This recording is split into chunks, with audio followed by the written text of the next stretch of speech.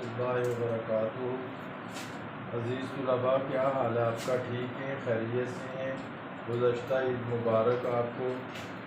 कैसी ईद गुजरी आपकी? ठीक है, सब खैरियत से अल्हम्दुलिल्लाह। हमारी भी बहुत अच्छी ईद गुजरी है। आज से क्लासेस का आगाज़ है दोबारा। तो आज हम कैलीग्राफ़ी जो है वो कलम के साथ करेंगे। ख़त दीवानी हमने शुरू की थी, जो इसके वर्ड्स से पहले वो हमने कर लिए थे। आज हम लफ्ज़ों का संगम मिलाएंगे कि लफ्ज़ को किस तरह बनाना है। उसके लिए सबसे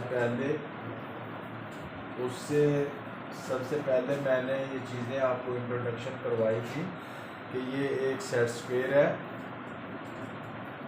और ये कलम है और ये दवात है, कैलीग्राफी इंक, और ये एक कटर है और ये शीट है हमारी रियल आर्ट पेपर, जिसके ऊपर हमने लिखना है।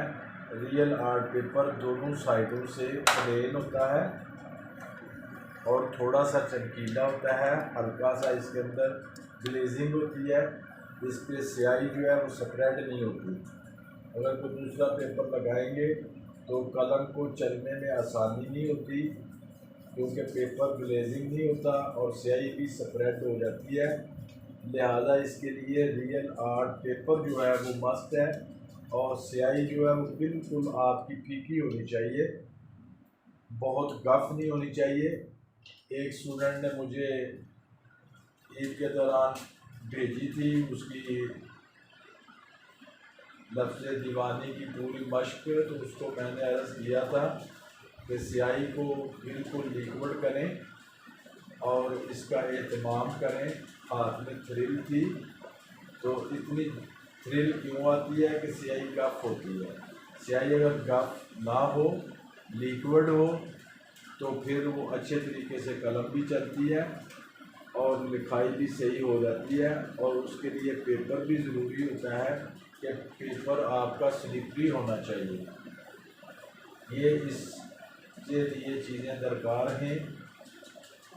कलम जो है वो 5 मिलीमीटर, ये देखें ज़रा, इसके ऊपर CM लिखा हुआ है सेट स्क्वायर के ऊपर, या आप पैमाना कोई स्केल लेंगे तो उसके ऊपर भी एक साइड पे इंचेस होते हैं और सूत्र दूसरी साइड पे सेंटीमीटर होते हैं, और 1 सेंटी के अंदर 10 मिली होती हैं। और हमने इसको ऐसे करके चेक करना है कि ये कितने मिली है हमारी कलम। तो ये लिहाजा 5 मिली है। मश्क के दौरान 5 मिली से कभी अब आप कलम ना बढ़ाएं, क्योंकि कलम अगर मोटी बन जाए तो हाथ की ग्रिप वीक हो जाती है। अगर जितनी बारीक कलम से आप लिखेंगे उतनी स्किल ज़्यादा इम्प्रूव होगी। तो लिहाजा अब हम बिला ताख़ीर लिखना शुरू करते हैं कि लफ्ज़ों को मिलाना कैसे है और इनका संगम कैसे करना होता है, और इनके अंदर जो पैबंद होते हैं वो किस तरह हमने लगाने हैं। ये सारी चीज़ आपके सामने मैं लिखूँगा, आप गौर से देखें और इसकी आपको वीडियो भी दोबारा भेज दी जाएगी। तो ये कैलीग्राफी इंक है मेरे पास और लिक्विड है, और ये मैंने पहले लाइनें लगा दी हैं। ये टोटल 7 कत पे मुश्तमिल होती है ये वाली लाइन पूरी। ये पॉइंटर है, यानी कि यहाँ से लेकर यहाँ तक ये टोटल 7 कत है। ये 1, ये 2, ये 3, ये 4, ये 5, ये 6 और ये 7 कत। ये इसी तरह सुलस की भी होती है, इसी तरह दीवानी की भी होती है। नस्तली के अंदर 8 कट लगते हैं, लेकिन ये अरबिक जो खतूत हैं इनके अंदर एक्चुअल तो वो एक ही लाइन लगाते हैं, लेकिन हम आसानी के लिए इसको 7 कत के अंदर इसको डिवाइड कर लेते हैं ताकि लिखने वाले को प्रॉब्लम ना हो और समझ भी जल्दी आ जाए। लेकिन अरब वाले सिर्फ एक लाइन ही लगाते हैं। वो शक्ल को देखते हैं, जब शक्ल उस जैसी बन जाती है तो फिर अल्हम्दुलिल्लाह वो औज़ान भी पूरे होते हैं। तो अब आपको सही नज़र आ रहा है बेटा? सही है। तो अब हम शुरू करने लगे हैं। बे अलिफ, बे के साथ अलिफ को मिलाएंगे तो वो बा का लफ्ज़ बनेगा।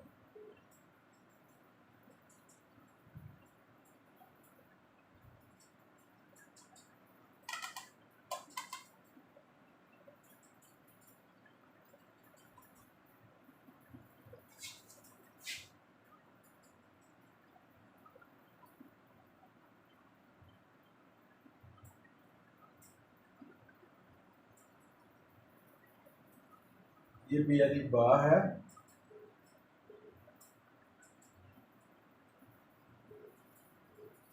और इसके आगे आएगा बत का लफ्ज़।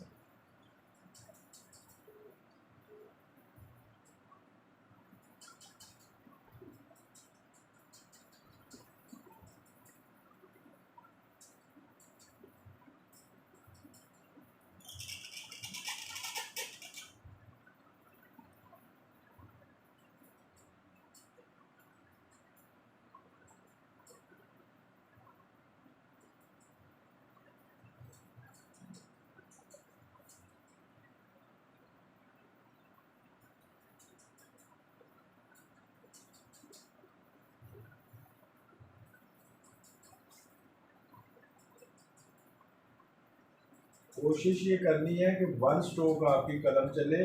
बार बार ऊपर लगाएंगे तो लफ्ज़ की शक्ल ख़राब होगी और आउटलाइन भी ख़राब होगी। और ये हैं इसके नुक्ते, ये दो नुक्ते और ये नुक्ता इसका नीचे बत। अब हम बे और दाल को लिखेंगे।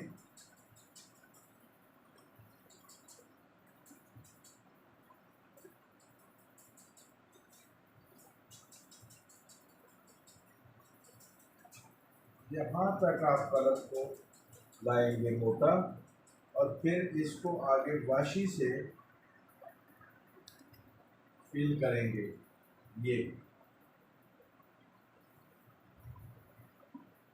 ये लफ्ज़ बत, बे और दाल, यहाँ तक आपकी पूरी कलम आई है। और ये नोक जो है मैंने खाली छोड़ दी है ताकि आपको पता चल जाए कि किस तरह है। इसके बाद आपने ये बे और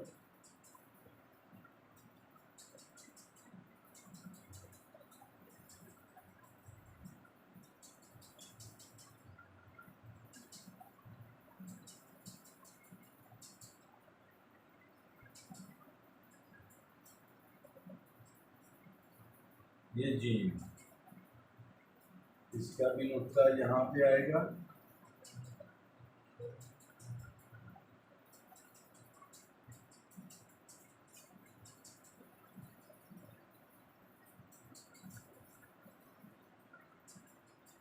और यहाँ से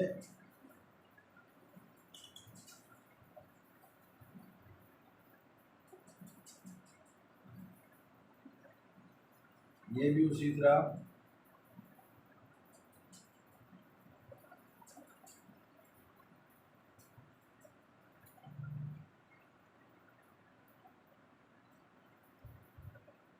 ये बेरी बा आ गया, ये बात आ गया, ये बद, ये बज और ये बर।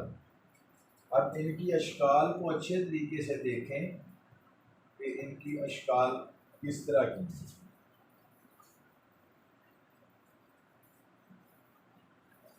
अब यहाँ से आपने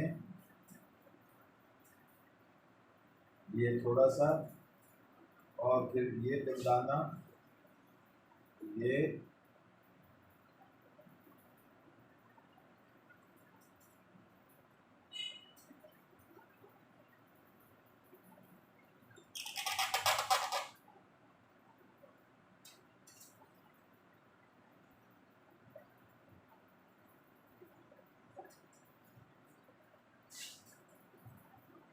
ये बस बे और सी को मिलाया तो ये शक्ल हमारी बनेगी। और इसके बाद बे और स्वाद,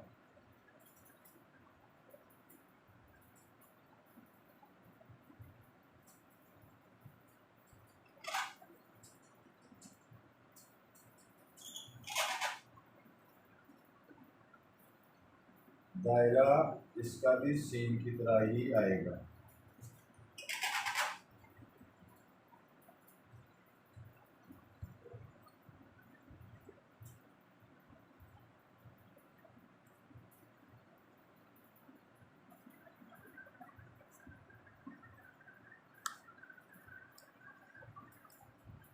अब आगे लफ्ज आएगा बे और ता।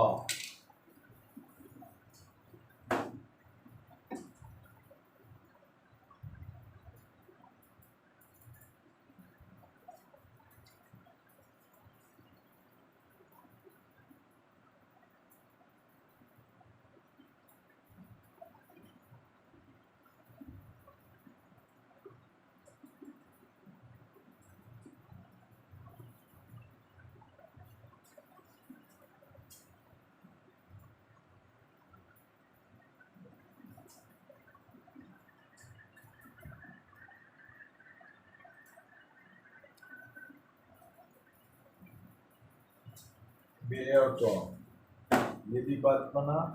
और आगे आएगा बे और ऐन।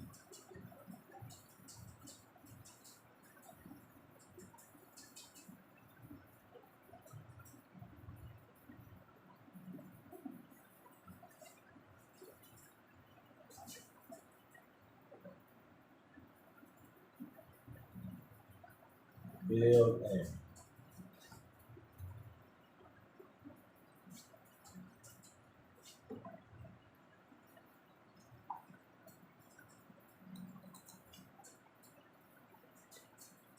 और आगे बे और फे।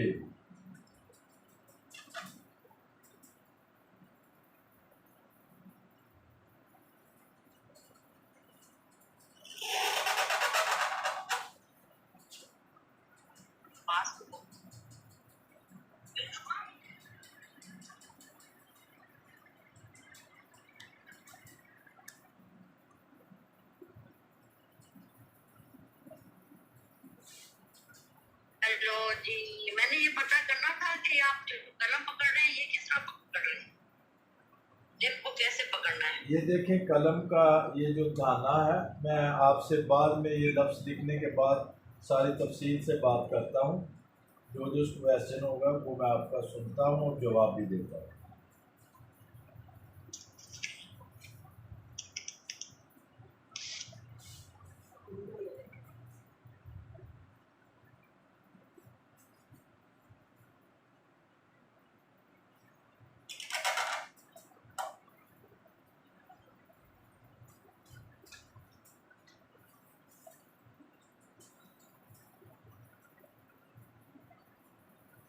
ये हमने लिखा है बा, बद, बद, बज, बर, बस, बस, बद, बा, बफ और बक। ये काफ को मैंने बनाया और इसके दो नुक्ते ऊपर जाते हैं। जब हम इस तरह थोड़ा सा लेंथी नुक्ता बनाते हैं तो इसको दो नुक्तों को कंसीडर किया जाता है।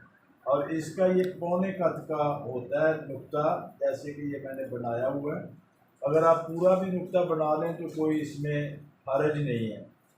और सबसे पहले कलम को पकड़ना इसी तरह है जी कि आप ये देखें ज़रा, कलम का ये दाना है और इसको कहीं ऐसे आगे से ना पकड़े, ना ही ज़्यादा पीछे से पकड़े, बल्कि ये जो इसका टक लगा होता है कलम का, इसके करीब आपकी ये शहादत उंगली हो साइड पे, और इसके नीचे वाली दूसरी उंगली होनी चाहिए, और इसकी बिल्कुल पुष्ट के ऊपर आपका ये अंगूठा होना चाहिए। ये है इसका तरीका पकड़ने का ये। और ये जो आपका ये पाम है हाथ की, जिसको हथेली के साथ आप पंजाबी में इसको गिब्बी कहते हैं, ये आपकी इसकी सरफेस के साथ टच होनी चाहिए। और ये स्टाइल है इसको कलम को पकड़ने का। कहीं ऐसे ना हो कि हाथ ऊपर हो आप लिखें, या ऐसे कर लें या ऐसे कर लें, नहीं, इसकी हथेली जो है ये वाली गिब्बी जो है हाथ का नीचे वाला हिस्सा, इसको आपने सरफेस पे ही रखना है और इस तरह आपने कलम को चलाना है। ये वाला आपको नज़र आ रहा है? हाँ जी, ये है इसका तरीक़ाकार। और कोशिश करें कि आजकल गर्मी का मौसम है, इसके नीचे एक और पेपर जो एक्स्ट्रा होता है वो रख लिया करें ताकि आपका जो पेज है वो ख़राब ना हो। तो अब हम इसके आगे और कुछ लफ्ज़ लिखते हैं। ये काफ तक हमारी मश्क है, काफ तक इसको देखें और उसके बाद हम इसको बिल्कुल एक लाइन और लगाते हैं जिसके अंदर हम कोई भी आप लफ्ज़ मुझे बता सकते हैं कि कौन सा लफ्ज़ लिखा जाए। एक का हमने एक लाइन को खींच देना है और लाइन खींचते वक्त ये ज़रूर ख्याल रखिएगा कि इसका डिस्टेंस एक जैसा होना चाहिए। ये ना हो कि इस तरह करके स्लांटिंग लाइन लगा लें या इस तरह लगा लें, नहीं, एक जैसा पेपर के एज से उसका डिस्टेंस एक जैसा होना चाहिए ताकि देखने में भी उसको मज़ा आए। ये ना हो कि टेढ़ी मेढ़ी सी लाइन लगा लें तो वो फिर कंपोजिशन वाइज भी ख़राब होती है।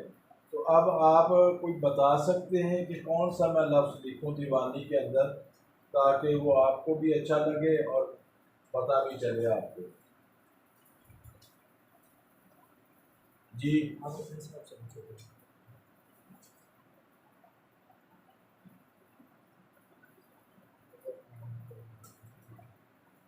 अच्छा,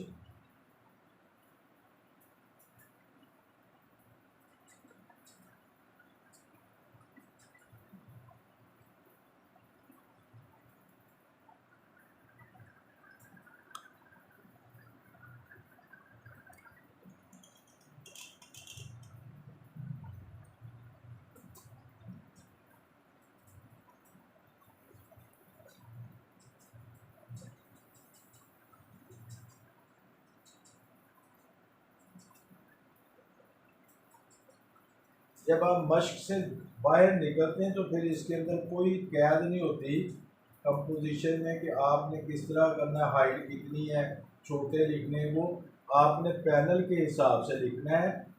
ये ज़रूरी नहीं होता कि आपने हर बार इस तरह ही लगाना है। ये हरूफ तहज्जी के लिए है। जब आप सेटिंग कैनवस पे करेंगे तो उसका मकसद ये होता है कि जिस तरह आपका कैनवस अच्छा लगेगा उस तरह सेटिंग करेंगे आप। ये मैं अब लफ्ज़ अर्रहमान लिख रहा हूँ।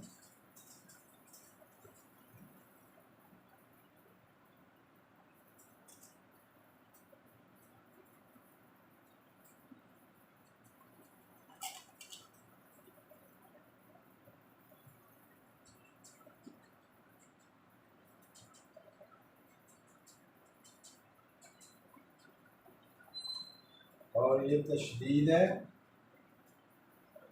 1/4 हिस्सा होता है। जब भी आप अराब लगाते हैं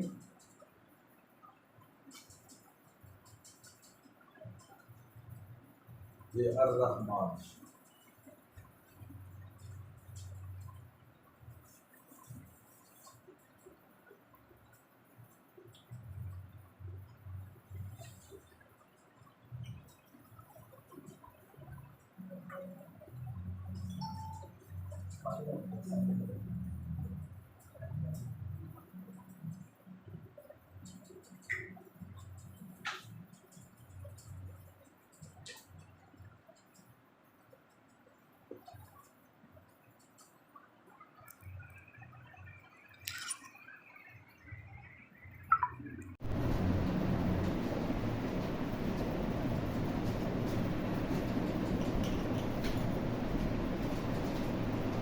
इसको हम ऐसे भी ले जा सकते हैं कंपोजिशन में। इसको फिर हम इसको टर्न आउट करके ऐसे भी कर सकते हैं।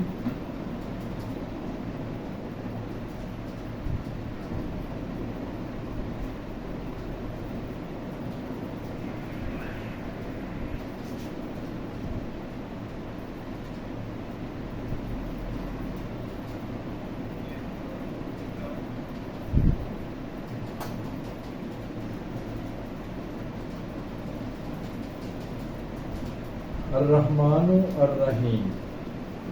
और अगर हम इसको इस तरह भी सिंपल, अगर इस तरह नहीं करना चाहते तो इस तरह भी लिखेंगे।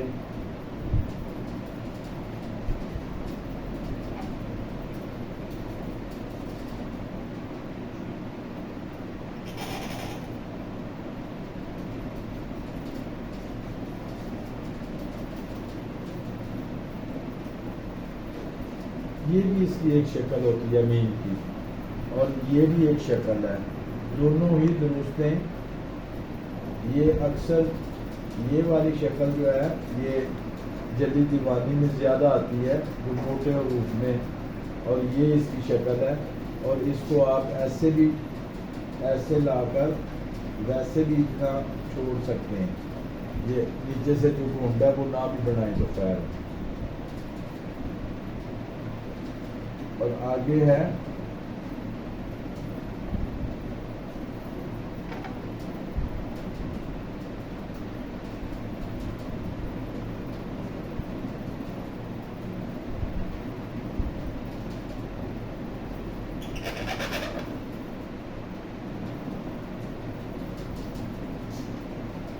ये इसकी कशिश, ये बारीक होती है।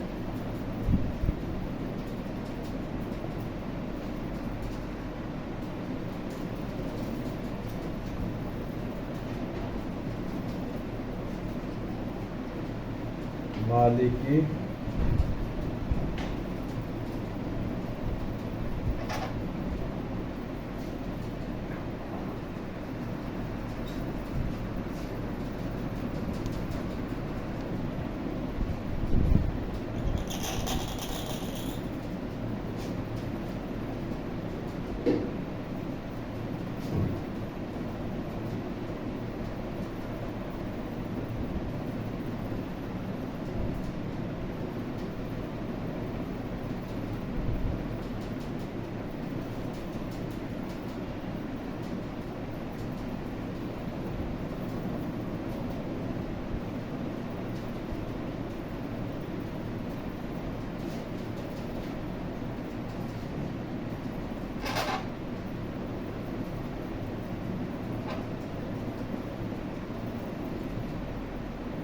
इसके अंदर से हम दाल को निकालेंगे।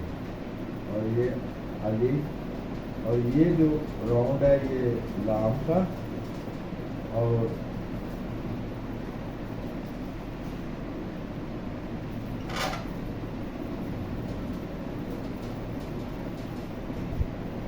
आप नुक्ता इधर भी डाल सकते हैं और इधर भी।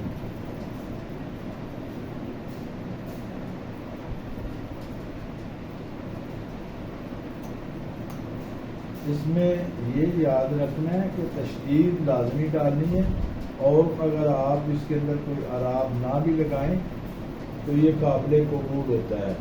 सिर्फ जहाँ पे तशदीद होती है वहाँ पे आपने इसको लिखना है।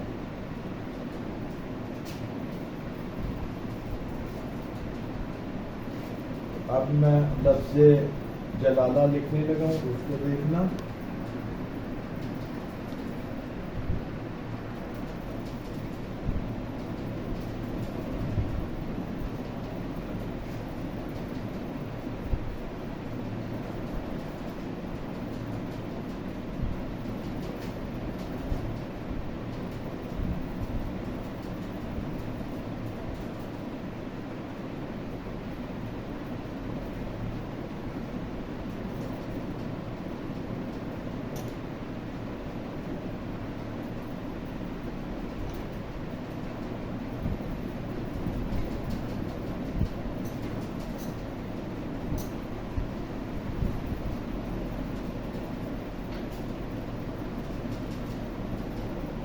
एक लफ्ज़ जलाला ये आ गया, और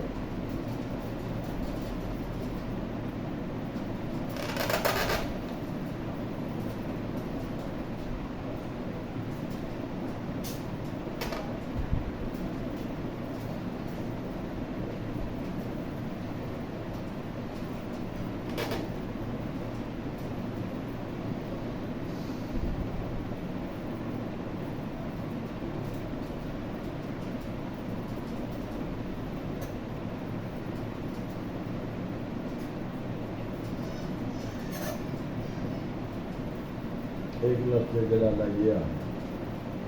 तो ये दोनों शक्लें हैं लफ्ज़ जलाला की, और एक शक्ल है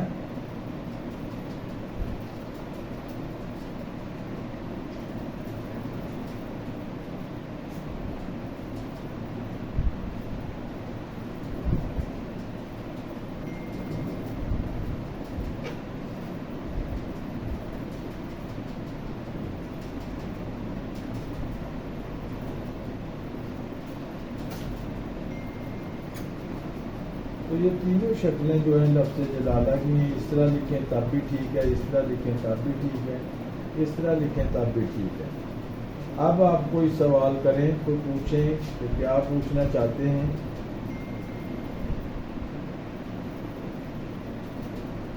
जी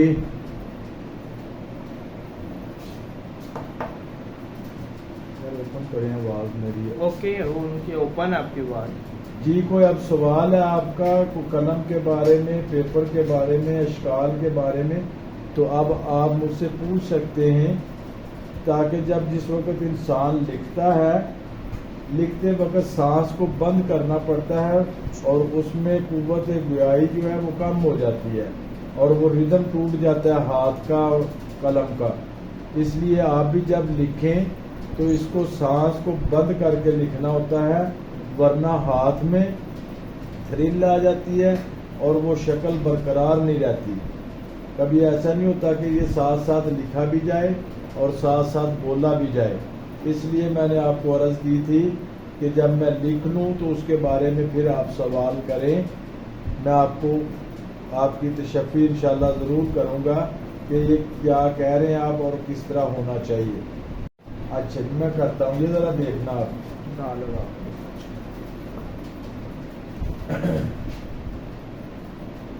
ये देखें आपने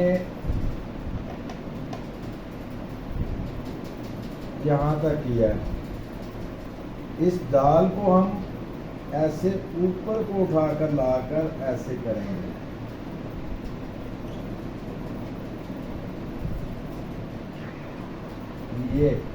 ये ऊपर इसकी नोक बनेगी, अच्छा ये वाली, ठीक और है। इसका ये नुक्ता आ जाएगा। ठीक। ये बद है, और बर जो है वो उसको आपने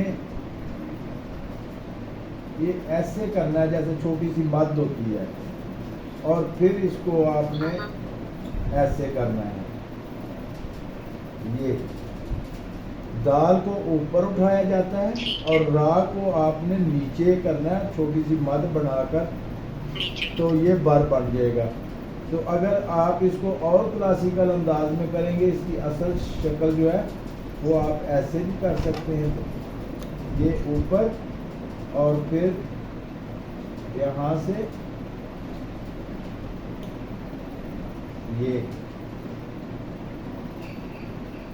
ये भी बात बना है। जब आप इसको बहुत आगे जाकर लिखेंगे क्लासिकल अंदाज में तो ये भी बात इस तरह भी बनता है, लेकिन आम फहम जो बात लिखेंगे वो इस तरह लिखेंगे। जब इसको बहुत अच्छे क्लासिकल अंदाज में लिखना चाहेंगे या कंपोजिशन में तो फिर इस तरह भी आप लिख सकते हैं।